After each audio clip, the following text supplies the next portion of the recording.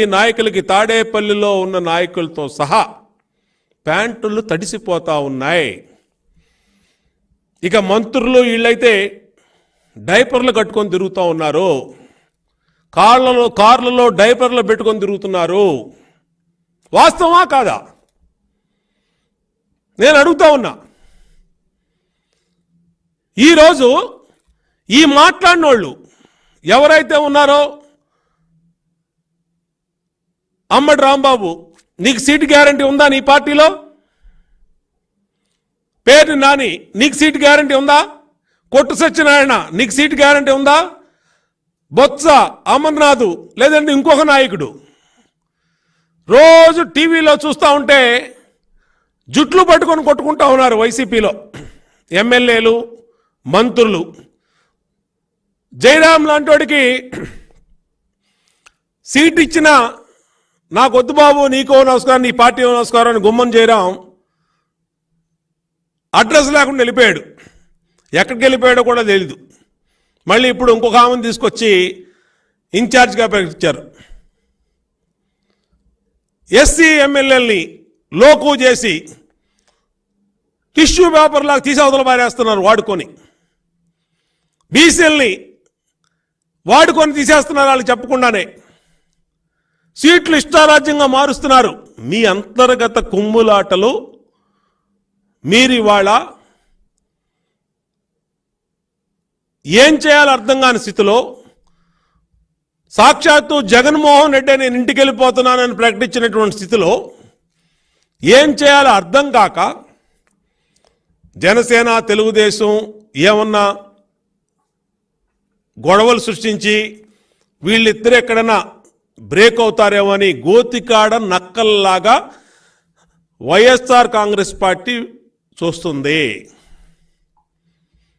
ఇవాళ జగన్మోహన్ రెడ్డి పెంపుడు కుక్కల్లాగా వీళ్ళందరూ ఏమీ జరగకపోయినా ఏదో జరిగిపోయినట్టు టక నలుగురు ఐదుగురు టీవీల ముందుకు వచ్చి మాట్లాడేశారు.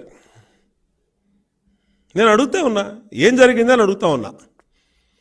ఏమన్నా మాకేమన్నా ఇబ్బందులు వచ్చినాయని చెప్పామా? పొత్తుల్లో భాగంగా 2 సీట్లు ఆయన అనౌన్స్ చేశారు, 1 సీట్లు మేమే అనౌన్స్ చేసాం. రేపో ఎల్లుండో ఇవన్నీ ప్రకటించాల్సిన సీట్లే. మీకులాగా చీకట్లో పొత్తులు పెట్టుకొని కేసుల గురించి రాజీ పడం, రాష్ట్ర ప్రయోజనాలకి రాజీ పడం, 25 మంది ఎంపీలు ఇవ్వండి మెడలు ఉంచుతానన్నటువంటి ఆయన వివేకానంద రెడ్డి హత్య కేసులోనో లేదంటే తన మీద ఉన్న 16 కేసుల్లోనో ఈరోజు ఎవరితో రాజీ పడ్డాడో ఆంధ్రప్రదేశ్లో చిన్న పిల్లోడిని అడిగినా చెప్తాడు. ఇన్ని వేల కోట్లు ఎలాగ అప్పులు తెచ్చారో, లక్షల కోట్లు ఎలాగ అప్పులు తెచ్చారో, ఏ విధంగా చీకటి పొత్తులు పెట్టుకొని సాధిస్తున్నారో, తెచ్చుకుంటున్నారో అందరూ కూడా రాష్ట్రంలో ఎవరినైనా చెప్తారు.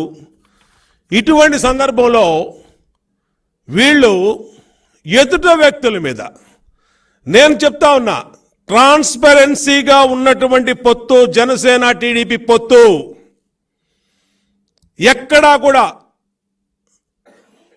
ఏ కల్మషం లేకుండా పవన్ కళ్యాణ్ గారు, చంద్రబాబు నాయుడు గారు ఇద్దరూ కూడా రాష్ట్ర ప్రయోజనాల కోసం ఈ రాష్ట్రంలోంచి జగన్ అనే అవినీతి పిచాచిని, అవినీతి రాక్షసుణ్ణి, అవినీతి వైఎస్ఆర్ కాంగ్రెస్ పార్టీని తరవటమే లక్ష్యంగా పెట్టుకున్నటువంటి పొత్తు. దీనికి మీరు ఊళ్ళో పెళ్లికి కుక్కలాడావుళ్లాగా జగన్ పెంపుడు కుక్కలన్నీ కూడా బో అని టీవీల ముందు మరిగినంత మాత్రాన ఏమవుదో.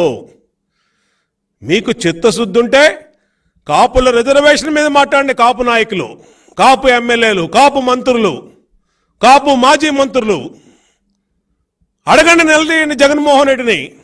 ఇంకా 60 రోజులే ఉంది. ఈ 60 రోజుల్లో అయినా కాపులకి మేలు చేసే విధంగా ముందుకెళ్ళమని